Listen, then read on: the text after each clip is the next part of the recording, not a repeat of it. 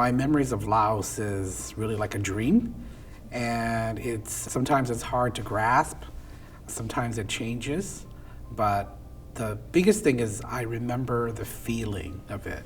There are certain memories where I remember the smells, and sometimes when I smell similar things, it triggers my head and my heart to go back to Laos. This is when the country fell to communist forces. And there is a very iconic picture of a C-130 cargo plane on the airfield and hundreds of people around it. And I distinctly remember my father and he throwing me right onto the cargo, and then this massive people all around us. So I have a couple of memories of Laos, and it sticks with me, and it's like a dream, and it's really foggy, but I feel it, and it stays with me all the time, and I still remember those things to this day. For the Hmong people, they sided with the Americans in the Secret War, and the majority of the Hmong community had to leave because they were going to be killed or persecuted or imprisoned. And my father and my mother, they worked with the CIA. My father was air traffic controller, my mother was a nurse, and so it was a foregone conclusion that they had to leave. I don't think we gave up a lot. I think we gained a lot. What we gave up is our way of living and our homeland. And for my father's generation, they gave up their cultural identity and their connection to their ancestors and their home. So I think that's how they gave up. But as me, as a child who barely remembers their homeland, I consider myself American. And so I feel very blessed, as many immigrants do, to be able to come here and exchange our situation for a better situation with more opportunity. I remember my first day at school, Lincoln Elementary School. I still remember that name to this day. I remember the first two people that I met.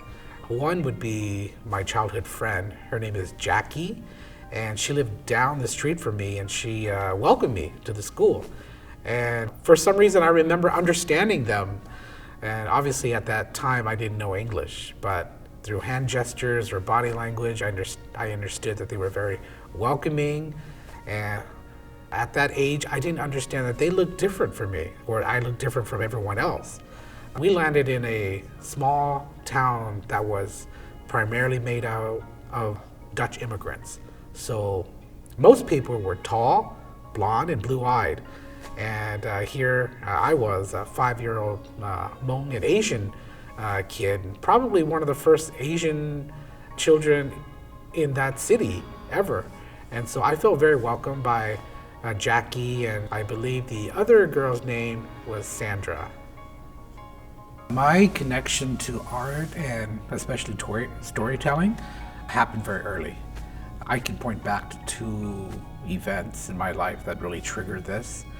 My father's older brother came to live with us in Pella, and his family didn't have any boys. He had all girls, so I was the adopted brother, or the adopted son. So I would always go visit their family. So in my cousin's room, my two cousins had two twin beds, and then I would sleep in between them on the floor. And then they would put pillows and blankets there, and we would all three sleep there. And then my auntie would be at the edge of the bed, and she would tell stories. Fables, myths, legends from Hmong folklore, and as she told the stories, I would imagine it and I would see it in my head. And so those are really cherished memories, and that's where I first developed a love of storytelling. I got into filmmaking and video, and then my father followed my dream. I had a high school project, and I wrote a small project to have a video production company to shoot films, and he read it and he liked it and he adopted it, and we made it into a family business.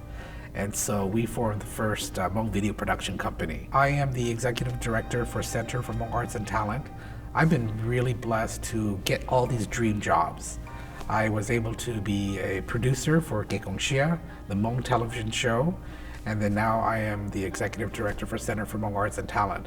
And this organization helps me do what I've always wanted to do, and that is support and pave the way for Hmong artists, especially Hmong filmmakers, because that's the field where I'm most passionate in. I continue to believe that art can make a change and to help our community become better. Some of the issues that are kind of important to me are making sure that Hmong men have a better understanding of who they are and what we do that hurt our community, and how we can do a better job of integration, and also how we can do a better job of leading ourselves and also listening to the women in our community. Another thing is, growing up as an Asian American, I see that this new Asian American 1.5, 2.0 generation, there is a big disconnect from them to their home country and then also America. So I have a son, so I like to see him kind of grow up in a better world with better understanding and acceptance of who he is and his culture, and make sure that he understands and appreciates his cultural identity also. So those are the things that I hope to contribute to our community and also, I guess, the world.